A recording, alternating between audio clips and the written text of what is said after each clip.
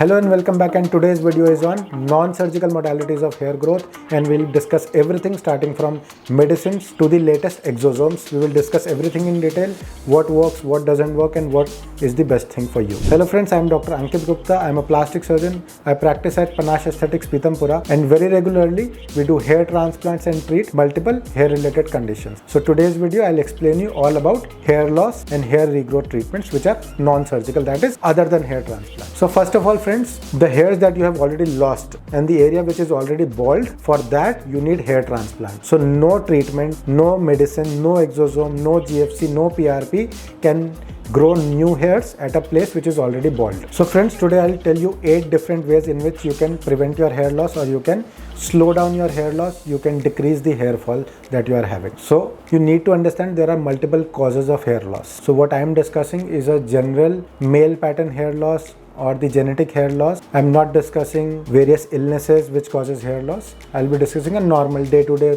which you have a hair loss because of some illness, because of stress and all, what needs to be done. So first of all, you need to reduce stress, you need to have a good healthy lifestyle, you should eat healthy, you should drink plenty of water, and these things are normal. So we'll directly jump on to what extra you need to do. Number 1, use a mild shampoo. The best mild shampoo that you can get is a baby shampoo. So either you go for a Johnson & Johnson baby shampoo or any other baby shampoo, but use a very mild shampoo. The more chemicals that you use on your head, the more hair fall you will have because of the irritation of your scalp. The other thing that you need to do is to stop using hair dyes or to use organic hair dyes. That is something which will not irritate your hair. Many a times, because of the chemicals that are there in the hair color, causes a lot of hair fall. So coming to the second thing. The second thing that you can opt for is biotin supplements or multivitamin supplements. So in market, there are multiple hair related supplements available. It could be in the form of hair fat, folly hair, Kera Boost, and there are n number of supplements that are available online. You can opt for any one of these. These have multivitamins, minerals and vitamins which increase the hair growth. If you have a deficiency of anything, they will supplement it. This should usually be taken for up to 3 months. For any changes in your hair, for any substantial change that you can see in your hair, it takes almost 3 months. You need to understand that anything that you are taking or using is acting on the roots, and for the result to be visible, it takes almost 2 to 3 months for you to see it. So at least try it for 2 to 3 months. Now coming to the medications. So the third thing that we can do is an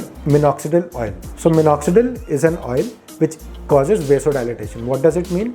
It increases the blood supply in your scalp. So when the blood supply in your scalp increases, it delivers more nutrition to your skin and to the hairs, and that is why your hair growth, it improves, the hair fall decreases. I usually recommend a 2% variant for females and 5% minoxidil for males. This should be applied at night time in the scalp, and it should be applied only to the area where you have thinning or where you are losing hair. So in males, usually it is in this area, and in few people it could be in this area, but in females, usually it is in the forehead, in the central portion. So it should only be applied in the area where there is thinning. Do not apply more than 1 ml because it can lead to hypotension. So it can cause BP to fall down. So minoxidil was actually a medication to decrease your blood pressure, so do not use it too much. Another medication, especially for males, is Finasteride. Finasteride is a DHT blocker. What it does is it blocks the testosterone which acts on your hair and causes hair fall. But you should always see a dermat or a plastic surgeon before you start a Finasteride because it could have certain kind of side effects. I usually recommend it at 1 milligram per day, but see a doctor and then start this. The next treatment that you can opt for is PRP or GFC. Now there is a lot of confusion between PRP and GFC, which is better, which is not. So both of these are same. PRP is platelet rich plasma. It is made in ACD vials. GFC is again PRP, which is made in a special vial, and that is why it is called as GFC. So in both of these, centrifugation is done and the plasma is separated from the blood. The advantage of GFC over PRP is that there is a gel in between which separates the plasma from the blood, so the amount of contamination is less, the amount of pain is little bit less. There is no mixing of red blood cells with the plasma, so the pain is less, contamination is less, and thus the side effects are a bit less. It is not user dependent, and thus no matter who does it, the results would be similar. Whereas compared to PRP, we have to separate out the plasma, and that is why there is a chance of mixing, and it is slightly more painful because of that. Otherwise, these are both the same thing. Both needs to be activated. The GFC would contain an activator within. PRP, we need to activate it. Otherwise, both of them, the results are almost similar. GFC is considered little bit superior just because it is not operator dependent. The next thing that you can go for is microneedling or derma roller. So both of things are also similar. A microneedling pen in which there are multiple needles. With these needles, we cause a lot of trauma to your scalp, and because of trauma, there is the healing factors in the body are directed to your scalp, and thus there is collagen modification and a lot of growth factors are released, and thus it helps in your hair growth. This same thing can be done through a derma roller. A derma roller is a roller which has multiple pills and will do exactly the same thing as a derma pen or microneedling. Now, to go beyond this, you can always supplement these things with mesotherapy. So the next thing is mesotherapy. What exactly is it? So it is a synthetic compound, a synthetic medicine in which all the growth factors are made into an injection, and this injection can either be injected into your scalp. It has multiple vitamins, it could have minoxidil, it could have various growth factors, multiple kinds of proteins and supplements which can directly be injected into your scalp, or we can spray it on your scalp along with microneedling and derma roller so that it goes inside your scalp and it causes hair growth. So this is what is called as mesotherapy. Now coming to the final, which is the latest in today's date, is exosome therapy. Now exosomes, these are small vesicles, small particles which cells use to communicate with each other. Now what nowadays we have done is we are able to harvest umbilical cord stem cells or exosomes of the umbilical cord, and these are made into vials, and these vials would contain exosomes which contains a lot of stem cells, a lot of regenerative things, and these stem cells are directly injected into your scalp either directly or through microneedling, and these will deliver these rejuvenative stem cells, these proteins and everything